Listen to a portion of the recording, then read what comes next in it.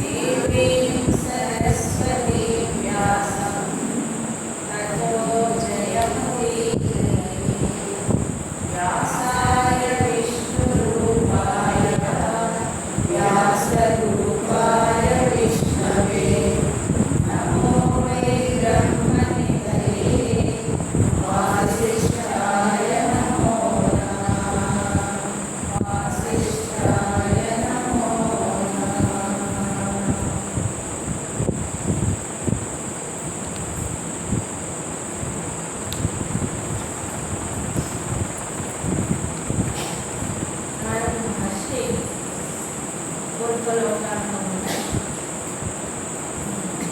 సభల గురించి అర్థం చేసుకున్నాం.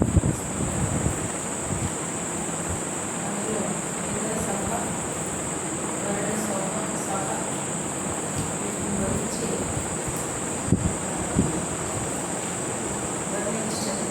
తర్వాత బ్రహ్మసభ గురించి చెప్తాను. అది ఇది ఇలా ఉంటుంది అని ఈ లోకంలో పోల్చి చెప్పడానికే వీలు లేనటువంటిది బ్రహ్మసభ అనేది. యమరాజా పూర్వం సత్యయుగంలో సూర్య భగవానుడు ఆ బ్రహ్మసభను సందర్శించి వచ్చి మానవ లోకానికి వచ్చినప్పుడు నేను తటస్థపడ్డా. ఆయన ఆ సభల గురించి నాకు చెప్పడం జరిగింది. అది అసలు కొలతలకే అందనటువంటి బ్రహ్మ సంకల్పం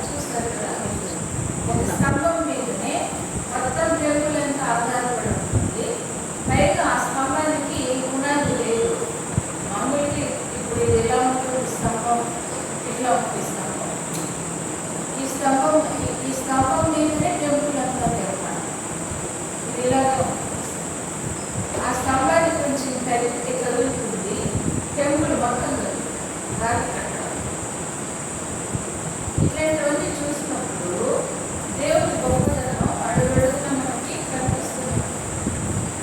ఇది ఎలా సాధ్యం? అది భగవంతుని యొక్క సంకల్పం, గొప్ప సంకల్పం. కాబట్టి మన కడుపు అట్లాంటివి ఎన్నో ఉంటూనే ఉన్నప్పటికీ మనకు అది యాంత్రికమైపోతుంది. ఆయన గొప్పతనం అనేది తెలియదు. ఉదయం 6 గంటలు అయ్యేటప్పటికి ఆయన ఆస్తిపాస్తులతో వేడితో వచ్చేస్తూ ఉంటాడు సూర్యుడు. అది మనం మానవుడు చేయగలం.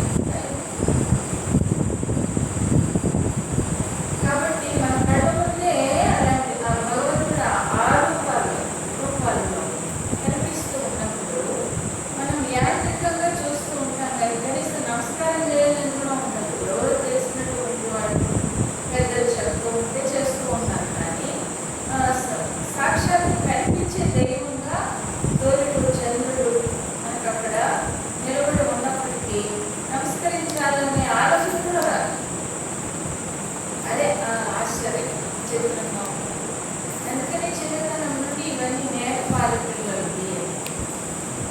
అలా ఆ చిన్న పనులే వాళ్ళకి గొప్ప ఆశీర్వాదం. ఉన్నతంగా వాళ్ళు ఎదగాలి. అలా ఏ ఆధారం లేకుండా, స్తంభాల ఆధారం లేకుండానే నిలబడి ఉన్నటువంటి స్తంభాది బ్రహ్మసభ స తన్మమ వచశ్రుత్వా సహస్రాంశ దివాకరః రూపాచార భారత శ్రేష్ఠ వ్రతం వర్ష సంస్కృత. అలాగే సహస్ర కిరణాలు కలిగినటువంటి ఆ సూర్యుడు నా మాట విని నీవు ఏకాగ్ర చిత్తుడిపై ఇలా 1000 సంవత్సరాలు తపస్సు చేస్తావు కాబట్టి ఇక్కడికి రాత్రిలో ఇంత దివ్యమైనటువంటి దీన్ని చూడగలిగా ఈ సభలో అనుభూతి నువ్వు పొందగలుగుతున్నావని సూర్యుడు నన్ను ప్రశంసించాడు. తస్యాంస భగవానాస్తే విధంగా దేవమాయ స్వయమేకో నిశంరాజన్ సర్వలోక పితామహ. ఆ సభలో ఆ పితామహుడు బ్రహ్మదేవుడు దేవమాయతో సమస్త లోకాలని కూడా సృష్టిస్తూ తాను మాత్రం ఎప్పుడు ఒంటరిగానే ఉంటున్నాడు. అంతా ఎన్ని గుణ బ్రహ్మాండాలు ఈ లోకంలో ఉన్నాయో వాటన్నిటినీ సృష్టిస్తూ ఉంటాడు. కానీ అక్కడ ఉండేది మాత్రం తాను అక్కడ ఏకాంతంగా ఉంటాడు. ఆయనకి ఎంతో ఏకాంతం ఉంటే తప్ప సృష్టిని నిర్మాణం చేయడం అనేది సామాన్యం కాదు కదా. ఆయనకి ఏకాంతంగా వస్తుంది. అలా ఉపతిష్ఠంతి చాప్యీనం ప్రజానం పదయవ ప్రభు దక్షం ప్రచేతామ పునః పరీచిని కశ్యపం.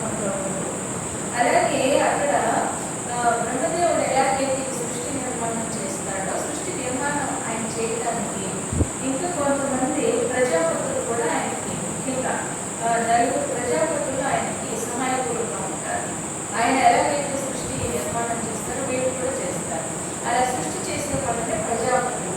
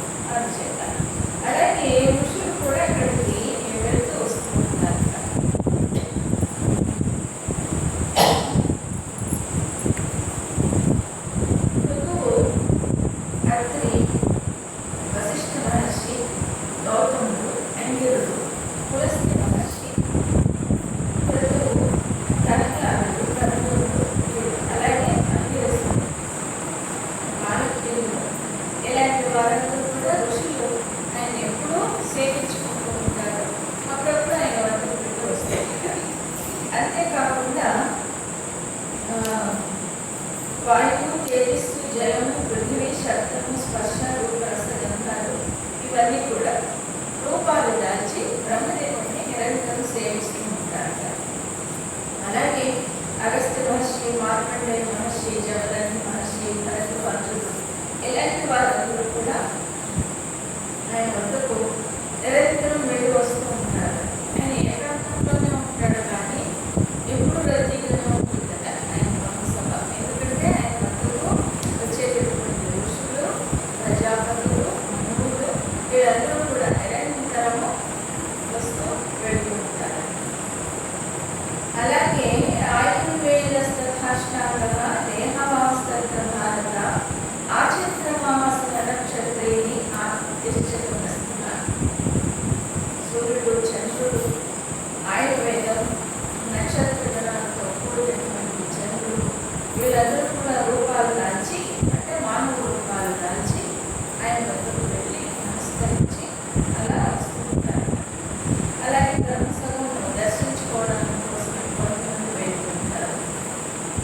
ఇంకా 4 వేదాలు, క్రతువులు వీళ్ళందరూ కూడా రూపాలు దాల్చి ఒక మానవ ఆకారంలో అక్కడికి వెళ్ళి ఆయన సేవించుకుంటూ ఉంటారు. ఉండాలనుకున్నంత కాలము ఉంటారు, మళ్ళీ తిరిగి వస్తుంటారు. అలాగే దుర్వాస మహర్షి ఇలాంటి వాళ్ళందరూ కూడా నరుతులు, దుర్వాస మహర్షి, విశ్వకర్మ, వసువులు వీళ్ళందరూ కూడా అక్కడికి నిరంతరము వెళ్ళి వస్తూ ఉంటారు. సామగానాలు, స్తుతి గీతాలు, వెలుగు గీతాలు, తర్కంతో కూడిన భాష్యాలు ఇవన్నీ కూడా ఋషులను కూడా అక్కడికి వెళ్ళి కూర్చొని చర్చించుకుంటూ ఏదైనా సందేహం వస్తే బ్రహ్మదేవుని అడిగి తెలుసుకుంటూ అలా తిరిగి వస్తూ ఉంటారు. ఇలా నేను తిరిగినటువంటి లోకాలలో దివ్యమైనటువంటి సభలు ఎన్నో ఉన్నాయి, కానీ బ్రహ్మలోకంలో ఉన్న సభలు అనేది ఏదో ఉంటుంది. అలాగే ఇక్కడ ఈ మానవ లోకంలో నీకోసం నిర్మించబడినటువంటి ఈ మయసభ ఇలాంటి సభ మానవ లోకంలో ఎక్కడ లేదు. దేవలోకాల్లో బ్రహ్మసభ, మానవ లోకంలో మయసభ, ఈ రెండు కూడా విశిష్టమైనటువంటి తెలియజేశారు. ఆ తర్వాత హరిశ్చంద్ర యొక్క మహాత్మాన్ని గురించి ధర్మరాజు ప్రశ్నిస్తాడు. ఎందుకంటే ఆయన వెళ్ళినటువంటి ఆ సభలలో హరిశ్చంద్రుడు దేవలోకంలో ఉన్నాడని, అలాగే వారి ధర్మరాజు తండ్రి పాండురాజు పితృలోకంలో ఉన్నాడని విన్నాడు. అది జాగ్రత్తగా గుర్తుపెట్టుకొని అడుగుతున్నారు. రాయిషో రాజలోకాస్ని లోకస్ని గతితో వదితాంబర వైవస్మిక సహాయంతో యథావలసి నిమిత్తమో మీరు వర్ణించిన దాన్ని బట్టి సూర్యసూత్రుడు అయిన ఎముడి సభలోనే రాజసమూహం అంతా కూడా ఎక్కువ ఉందని నేను విన్నాను, నాకు జ్ఞాపకం ఉన్నంత వరకు. అలాగే వరుణుని సభలో నాగులు, దైత్యులు, నదులు, సముద్రాలు ఎక్కువగా ఉన్నాయని చెప్పారు. కుబేర సభలో యక్షులు, గుహ్యకులు, రాక్షసులు, గంధర్వులు ఇలాంటి వాళ్ళందరూ, అలాగే శంకర భగవానుడు కూడా అక్కడ అప్పుడప్పుడు వెళ్తూ ఉంటాడని విన్నాను. పితామహ సభాయాంతో కథితాస్తి మహర్షయమ సర్వే దేవనికాయాశ్చ సర్వశాస్త్రాన్ని చేవ. బ్రహ్మదేవుని సభలో మహర్షులు, సప్త దేవతా సమూహంలో సర్వశాస్త్రాలు కూడా ఉన్నాయని, వేదాలు ఉన్నాయని విన్నాను. శంకర సభాయాంత దేవా సాంకేతిక కామని, అలాగే మహర్షి దేవేంద్ర సభలో సకల దేవతలు ప్రధానంగా ఉన్నారన్న విషయం విన్నాను. మరి ఏవత్ రాజర్షి హరిశ్చంద్ర మహాముని, రాజర్షుల్లో హరిశ్చంద్రుడు మాత్రమే దేవేంద్ర సభలో ఉన్నట్లు విన్నాను మీరు చెప్పిన దాన్ని బట్టి.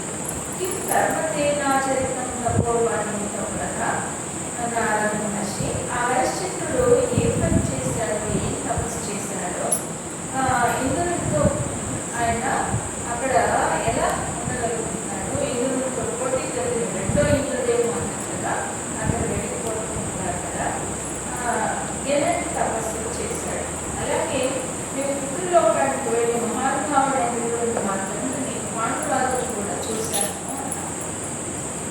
కలిసాము. ఆయన ఏమన్నాడు, మా కోసం ఏమైనా విషయాలు చెప్తారా, ఆ వార్త ఏమైనా మీరు తీసుకొచ్చారా చెప్పవలసింది అని ప్రశ్నిస్తాడు. అప్పుడు నారద మహర్షి ఆయన సందేహాన్ని చెప్తుంటాడు హరిశ్చంద్రుడి గురించి. ఎన్మా వచ్చేసి రాజేంద్ర హరిశ్చంద్ర